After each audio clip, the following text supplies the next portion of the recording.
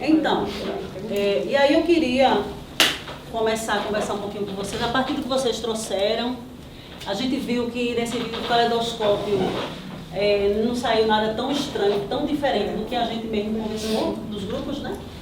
Então é uma realidade que é comum, infelizmente é comum. E aí eu queria iniciar dialogando um pouco com o que vocês trouxeram, dizendo que tudo isso tem a ver com a nossa história, a nossa Constituição histórica, né, brasileira. Na nossa última ação cultural, agora de julho, a gente trouxe o tema de reparação e a gente trouxe um pouco os elementos que construíram um pouco a história do Brasil a partir desse lugar de exploração, de tráfico de pessoas negras que vieram de África, né, de exploração e de opressão e de genocídios da população que estava aqui, que já morava aqui no Brasil, os povos originários, os índios, os indígenas, desculpe. Então, essa é a história de constituição, entre aspas, aí, de descobrimento do Brasil, né? Não houve nenhum descobrimento, houve mesmo, foi uma invasão, e uma invasão muito violenta. E aí eu queria trazer a contribuição de uma feminista nossa, uma velha conhecida, uma grande filósofa, né? Brasileira, antropóloga, que ajudou a construir o movimento negro aqui no Brasil, que foi Lélia Gonzalez.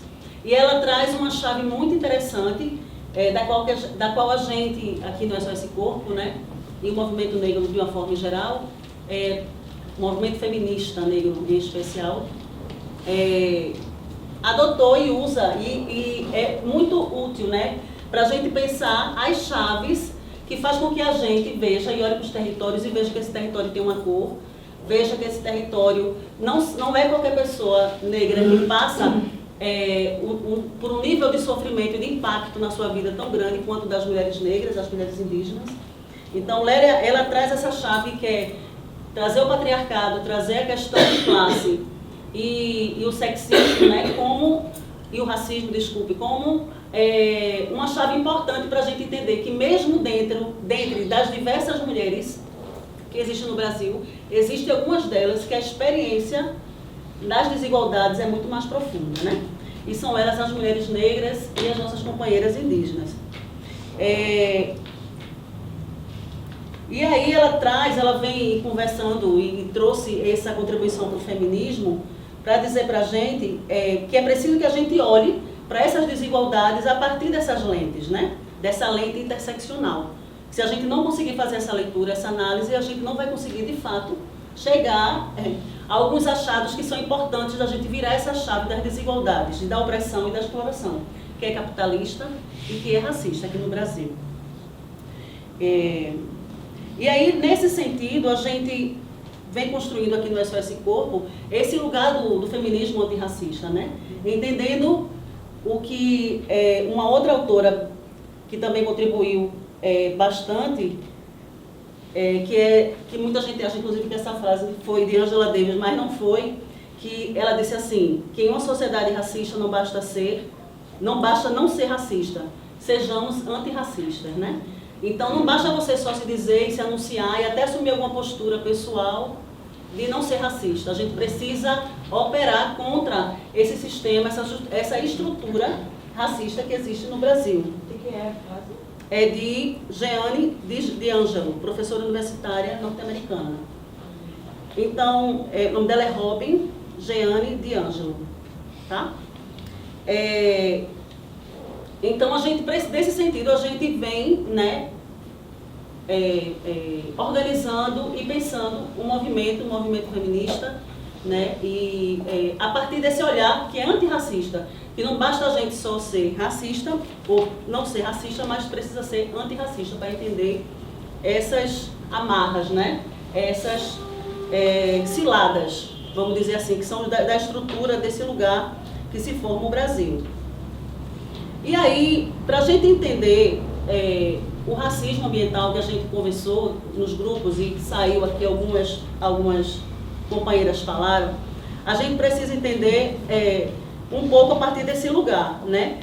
Essa expressão do racismo ambiental, ele foi usado pela primeira vez no momento, inclusive, que o movimento negro norte-americano, né, estava lutando por uma comunidade, né, ela estava lutando para que dejetos de lixo, de aterro sanitário não ficassem naquele lugar, que era exatamente no lugar onde existia a população negra, né? E aí naquele momento, essa população se organizou, foi às ruas, se mobilizou e passou a fazer uma luta contra o que se chamou no momento de racismo ambiental. Esse conceito ele foi inaugurado, né, ele foi pensado por Benjamin Franklin Chaves Jr., né? Ele que lutou junto com Martin Luther King e tal, mas esse conceito ele começou a ser utilizado no início dos anos 80, né? E é isso, né? Ele fala da importância do quanto que a gente precisa lembrar que essa construção do conceito do racismo ambiental não veio de universidade, não veio de nenhum lugar de elaboração teórica, veio a partir da organização e da luta do movimento negro, né? E ele ajuda a gente a pensar isso que a gente estava aqui conversando, né? E aí eu trouxe uma série de perguntas que a gente, enfim, não precisa responder, não vai responder, mas a gente vai somente pensar sobre elas. Quem são as pessoas que estão nesses territórios, né? Quem é que sofre pelo que a gente chama de racismo ambiental? Qual é o perfil das pessoas que moram ao redor dos aterros sanitários? Quem são as pessoas que residem em torno dos distritos industriais, onde tem aqueles dejetos que muitas vezes vão para os rios, para os afluentes, né? As fábricas, elas fazem muito isso, fábricas de tecido fazem muito isso. Quais são os territórios que sofrem, né, com essas grandes poluições industriais nos rios? Quais são as áreas com maior precariedade na coleta de lixo e no acesso à água e ao esgotamento sanitário? Qual é a cor das pessoas que tem nesses lugares? E aí, essa chave desse conceito do racismo ambiental, ele passou a ser utilizado para entender que não é por acaso, né, que são nos lugares de maior precariedade, de maior vulnerabilidade, onde a população negra geralmente se encontra. Isso a gente falando, pensando cidade, mas se a gente for pensar no campo e nas ocupações indígenas, né, nos territórios indígenas, a gente vai ver que lá também existe uma invasão muito grande dos grandes empreendimentos. Então, o racismo ambiental, ele chega não somente para a população negra, mas também para povos e outros povos tradicionais, né, de outras etnias que também sofrem com esse impacto do que a gente vem chamando de racismo ambiental. E aí, essa leitura do racismo ambiental, ela passou a ser olhada não somente a partir de um corpo racializado, né? Os nossos corpos disseram um dia que a gente é negro aqui no Brasil, fazendo essa leitura, né, de que somos a população negra tem menor valor, a população negra é feia, tudo que é pejorativo tem vinculação com a população negra, né, com esse corpo negro. Então, esse corpo que é racializado para ser dito como inferior, né, quando o conceito de racismo ambiental traz isso para entender de que, para além dessas comunidades constituídas pela população negra, outras comunidades, né, construídas por outras etnias e também vulnerabilizadas, elas também sofrem com o que a gente chama hoje de racismo ambiental. Então, quando a gente pensa hoje em racismo ambiental, a gente precisa entender que está se falando de injustiças socioambientais, que não é algo parado, estático e de hoje. Existe toda uma construção histórica, né, sobre isso. Deixa eu tomar um pouquinho de água, porque esse ar-condicionado está acabando com a garganta. Pois é.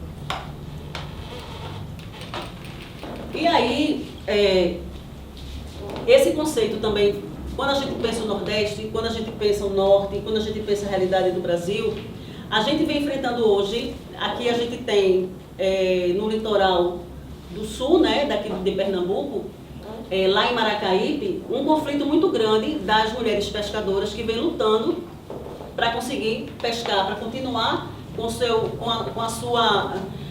trabalho, né? Porque a água para as mulheres pescadoras é também trabalho. Então, elas vêm sendo impactadas pela exploração do turismo, né?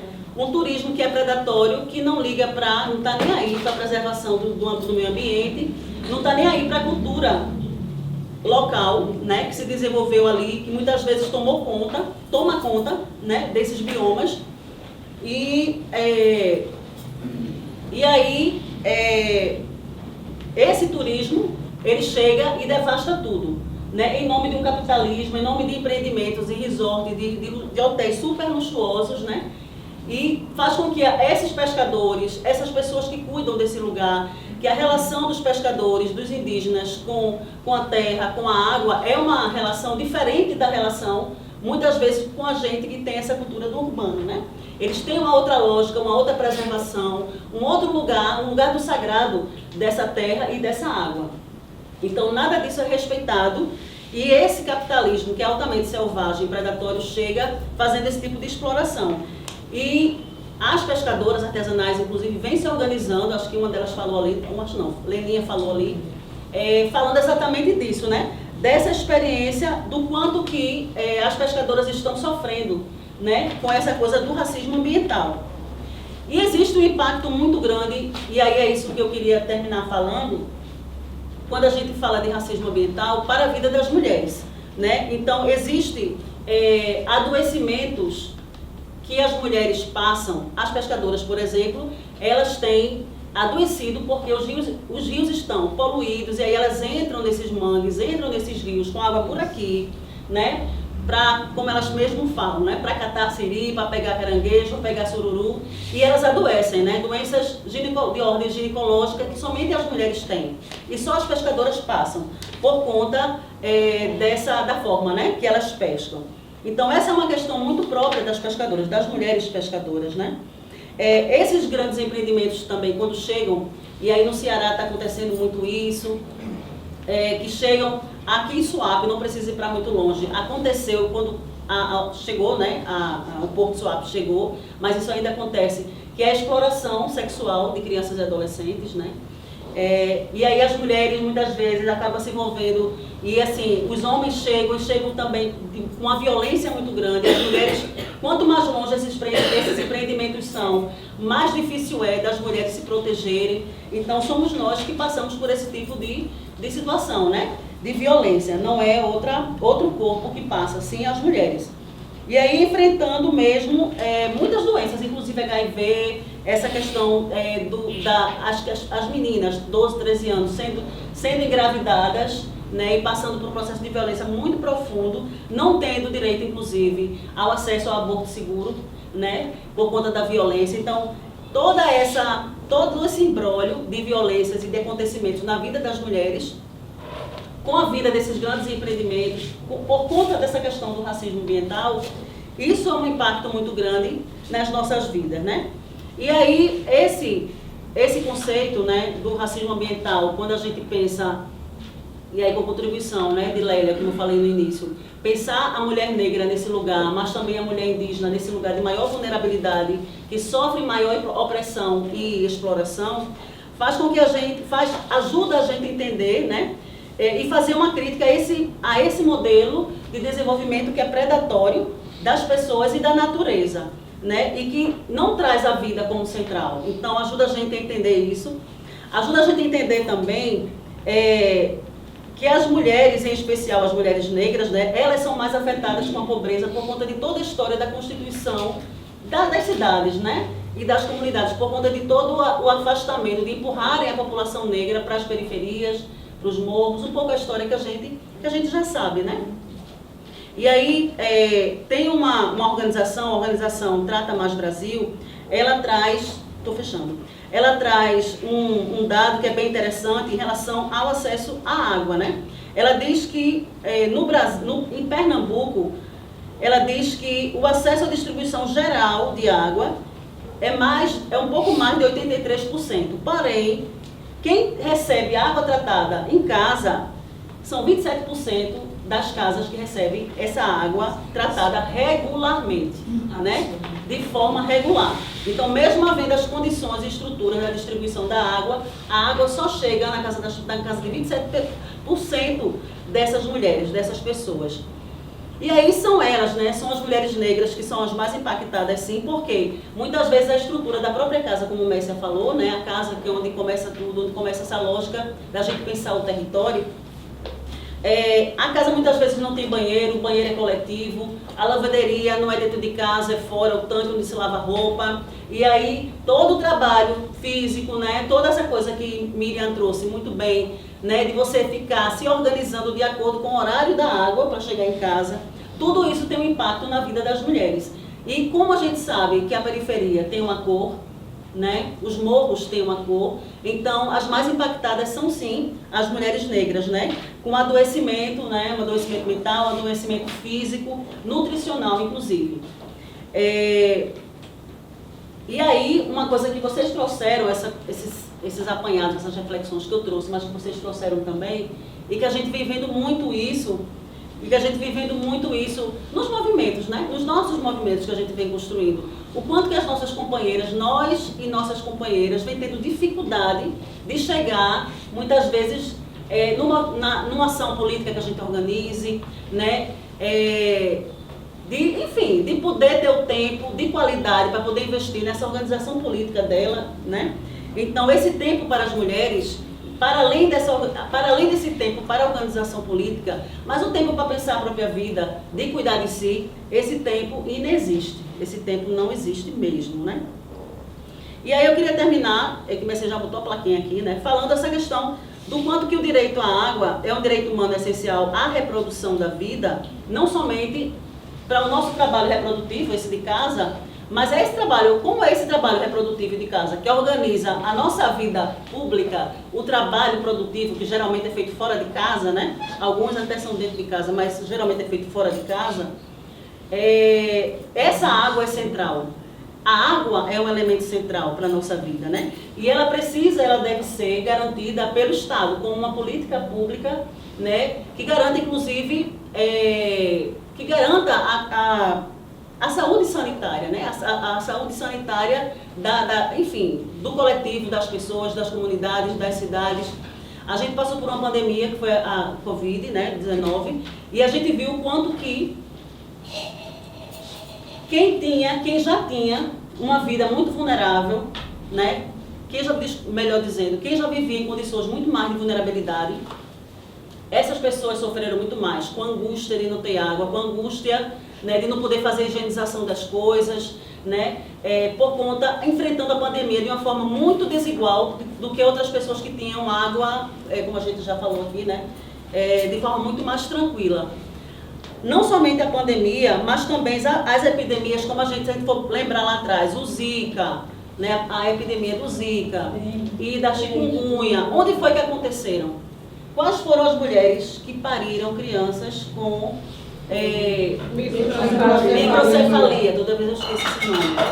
Então, já existem estudos que apontam que foram as mulheres negras, as mulheres que estão nas periferias, que não têm saneamento básico na sua comunidade, na frente da sua casa, que foram acometidas dessa questão, né? Então, e aí eu queria terminar dizendo que amanhã a gente vai estar conversando um pouco mais, aprofundando um pouco mais sobre isso, né? Mas que a gente pode aqui fazer uma rodada agora para a gente estar compartilhando um pouquinho os nossos pensamentos em relação ao que foi dito ali, ao que eu falei aqui, ao que vocês colocaram aqui nesse painel, né?